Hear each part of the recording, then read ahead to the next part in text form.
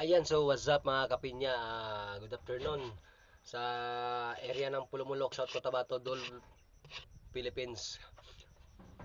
Mga ka-59, mga katrabante na dito po sa area ng Canary, Dol Plantation. Kam- ah, so hindi pa nakapag-subscribe sa YouTube channel ko. Ayan, nilagay ko na, pinost ko na sa Facebook ko at saka nakapag-follow sa Facebook ko. Mag-follow at subscribe na po kayo sa dalawa kong YouTube channel at saka sa Facebook.